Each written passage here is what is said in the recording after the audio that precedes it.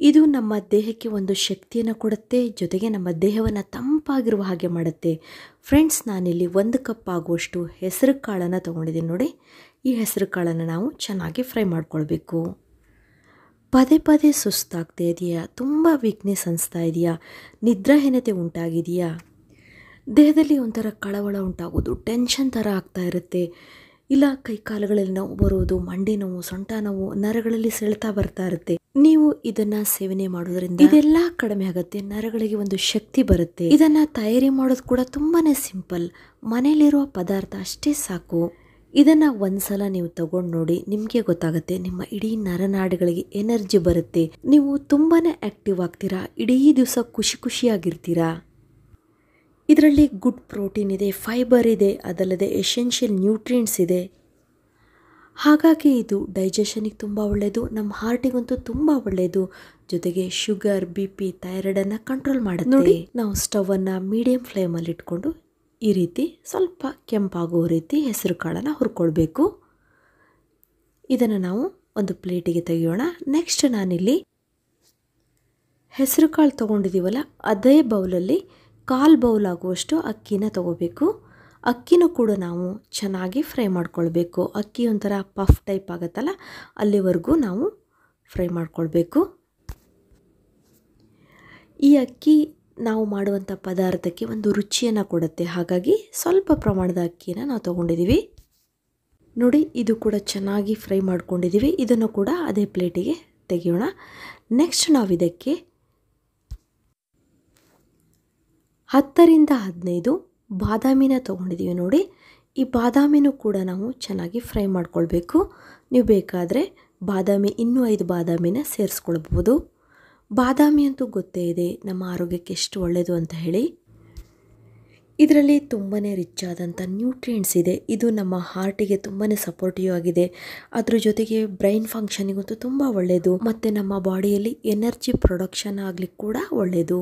ಬಾದಾಮಿಯಲ್ಲಿ ಒಂದು ಒಳ್ಳೆ ಗುಡ್ ಫ್ಯಾಟ್ ಇದೆ, ಅದ್ರ ಜೊತೆಗೆ ಪ್ರೋಟೀನ್ ಇದೆ, ಮತ್ತು ಫೈಬರ್ ಅಂಶ ಇದೆ, ವಿಟಮಿನ್ E ಅಂಶ ಇದೆ, ಮ್ಯಾಗ್ನೀಷಿಯಮ್ ಇದೆ, ಫಾಸ್ಫರಸ್ ಇದೆ, ಪೊಟ್ಯಾಷಿಯಮ್ ಇದೆ.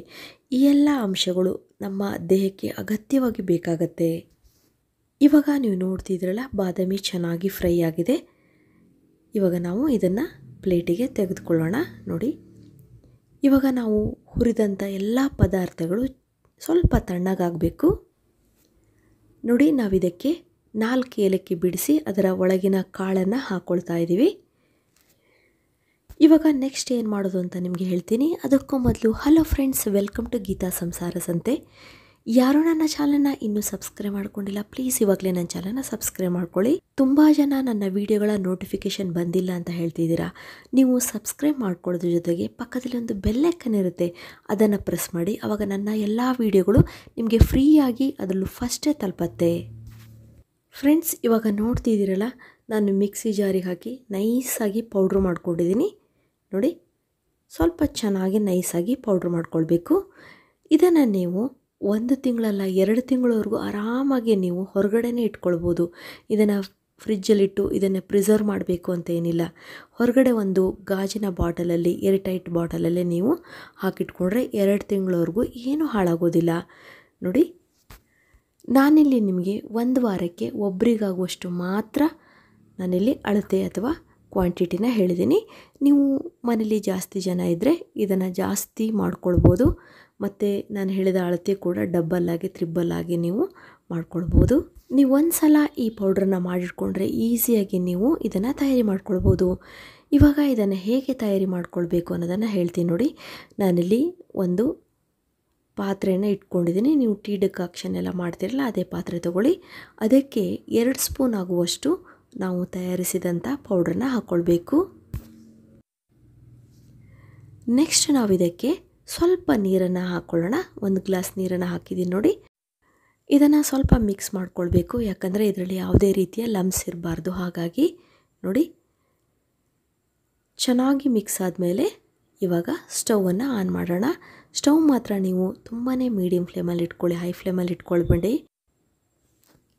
ಆಮೇಲೆ ನೀವು ಸ್ಟವ್ ಹತ್ರನೇ ನಿಂತ್ಕೊಂಡು ನಿಧಾನವಾಗಿ ಈ ರೀತಿ ಕೈ ಆಡಿಸ್ತಾನೆ ಇರಬೇಕು, ಇಲ್ಲಾಂದರೆ ಸ್ವಲ್ಪ ತಳ ಹಿಡಿಯುವಂಥ ಸಾಧ್ಯತೆ ಇರುತ್ತೆ.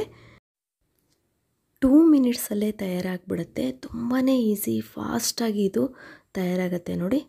ಆಗಲೇ ಗಟ್ಟಿ ಆಗ್ತಾ ಇದೆ. ಕರೆಕ್ಟಾದಂಥ ಒಂದು ಕನ್ಸಿಸ್ಟೆನ್ಸಿಲಿ ಬರುತ್ತೆ ನೋಡಿ. ನೀವೆಷ್ಟೇ ಜಾಸ್ತಿ ಪ್ರಮಾಣದಲ್ಲಿ ಮಾಡಿಕೊಂಡ್ರೂ ಕೂಡ 2 ನಿಮಿಷ ಆದರೆ ಸಾಕಾಗತ್ತೆ. ಚೆನ್ನಾಗಿ ಅದು ಬೇಯುತ್ತೆ. ಇವಾಗ ಇದು ಚೆನ್ನಾಗಿ ಬೆಂದಿದೆ ನೋಡಿ.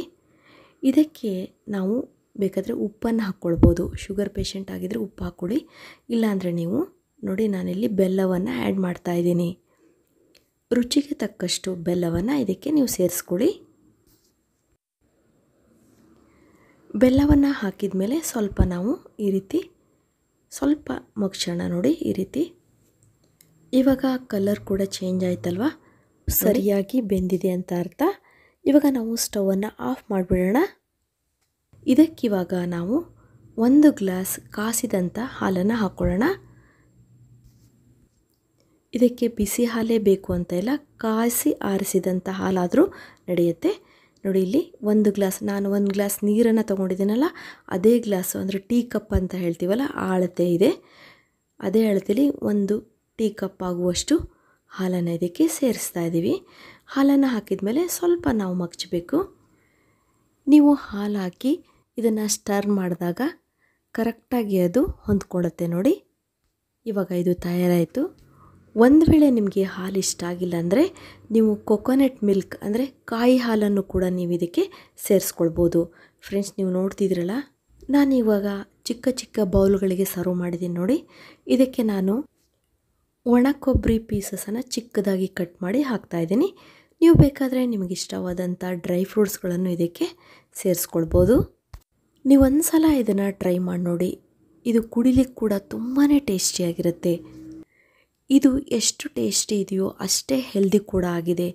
ನಮ್ಮ ಸಂಪೂರ್ಣ ಆರೋಗ್ಯಕ್ಕೆ ಇದು ತುಂಬಾ ಒಳ್ಳೆಯದು. ನಾನು ಮೊದಲೇ ಹೇಳಿದಾಗೆ ನೀವು ಒಂದು ಸಲ ಈ ಪೌಡ್ರನ್ನ ತಯಾರಿ ಮಾಡಿಟ್ಕೊಂಡ್ರೆ ತುಂಬ ಈಸಿಯಾಗಿ ನೀವು ಇದನ್ನು ಪಾಯಸ ಅಂತಲೇ ಹೇಳ್ಬೋದು, ಇಲ್ಲ ಒಂದು ಒಳ್ಳೆ ಡ್ರಿಂಕ್ಸ್ ಅಂತಲೇ ಹೇಳ್ಬೋದು. ಇದನ್ನು ನೀವು ಫ್ರಿಜ್ಜಲ್ಲಿ ಇಟ್ಕೊಂಡ್ರೂ ಕೂಡ ತಣ್ಣಗೆ ಆದಮೇಲೆ ಕೂಡ ಇದನ್ನು ಕುಡಿಬೋದು. ತುಂಬಾ ನಮ್ಮ ಬಾಡಿ ಹೀಟ್ ಜಾಸ್ತಿ ಆಗಿದೆ ಅಂದರೆ ನೀವು ಇದನ್ನು ಮಾಡ್ಕೊಂಡು ಕುಡೀರಿ. ನಿಮ್ಮ ಬಾಡಿಲಿರುವ ಹೀಟೆಲ್ಲ ಕಂಟ್ರೋಲಿಗೆ ಬರುತ್ತೆ. ಮುಖ್ಯವಾಗಿ ನಿದ್ರಾಹೀನತೆ ಇದ್ದರೆ ಅದನ್ನು ಕಡಿಮೆ ಮಾಡುತ್ತೆ. ತುಂಬ ಚೆನ್ನಾಗಿ ನಿದ್ದೆ ಬರುತ್ತೆ.